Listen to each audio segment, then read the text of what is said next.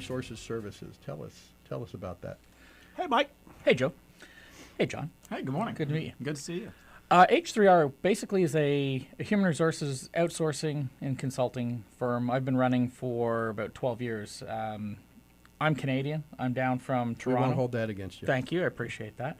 I came down to Charlotte full-time in just this past October. Mm-hmm. I had been back and forth for a couple of years. Really started coming down here as a result of building a motorsports practice in my business.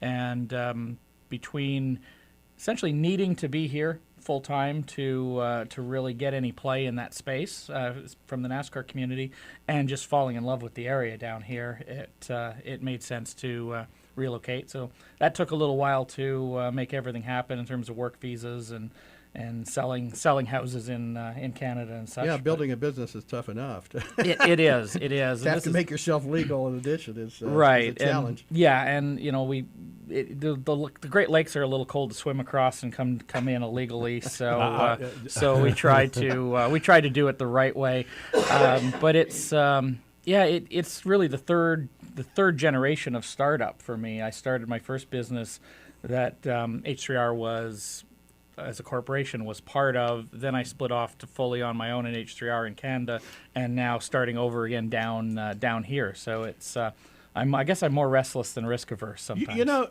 Michael, you said something, and I know you were joking, serious about it, but it is such a true statement. And you said, Joe, I just got down here to North Carolina, and lo and behold, I got to deal with this I-77 stuff that's going on, and then the HB2 thing starts happening. And he listed like 5 or 6 things that are happening in our state, and he said, and I chose to move here and pack up my entire family and everything and bet on this area, how scary and risky that is. And I know you were kind of joking seriously, but that's the reality for all of us who start a small business. I've heard people, matter of fact, John Bradford has said many times, I'm all in. I live here, I work here, and those statements are so true for us. I mean, talk about that, because it is a scary time to make that call.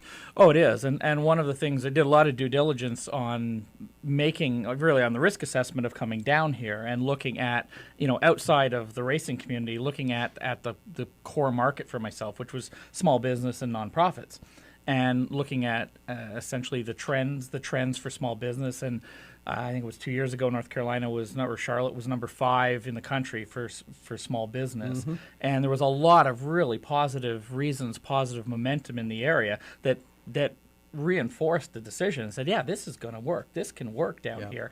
And then it is kind of funny because, you get down here and all these things start happening, and you just go, you need to talk to a politician. Yeah, exactly. You're going, of course they're happening. Or he created some of the problem, Well, maybe. You can blame me for the cold. You can blame me for the cold, but not necessarily. You can't blame me for HB2. I tell all of you guys that come from up north of any kind, we don't mind y'all coming, but you got to change your voting habits. There you go.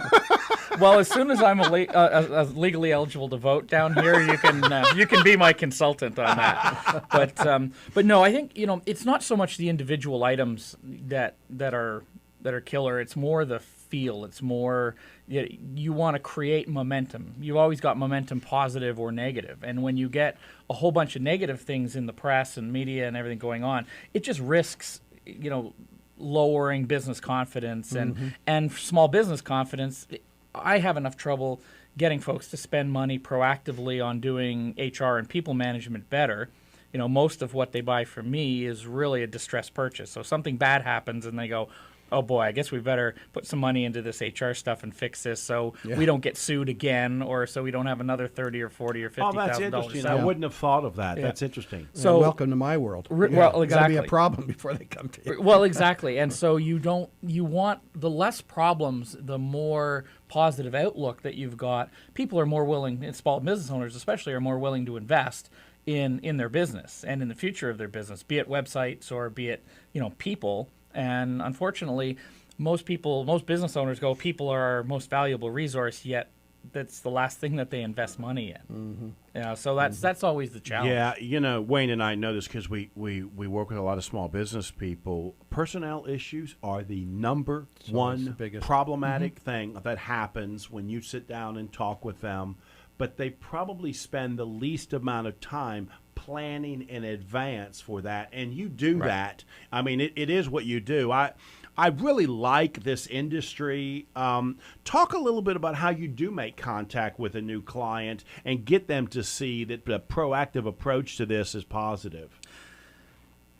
I wish there was a lot more. I didn't mean it to be a trick question. No, it is a trick question. I wish it is a trick question. Again, because most of our contact is distress. There's something bad happening. You do get some positive through networking groups, through things like HOT, through Lake Norman Small Business Network, through the chambers, which I'm a member of Mooresville and Lake Norman. So you get a chance to proactively talk to business owners. You get to sit beside John and talk to him about his business and go, okay, you got 50 people, great. These are kind of challenges. And really through those conversations, get ready, John. He's getting ready to hit you up. Yeah, for a contract. Yeah, no, I'm going to slip one of my cards into his pocket. As soon as he said 50 people, you said, all right. Exactly. Yeah, he's absolutely perfect client. But it's really those kind of meetings and just opportunities to chat about their business that then you can kind of, it's not necessarily educate, but you can just increase the awareness of, hey, you can do these kinds of things, these people management related things, and do this stuff better and get better results from your team.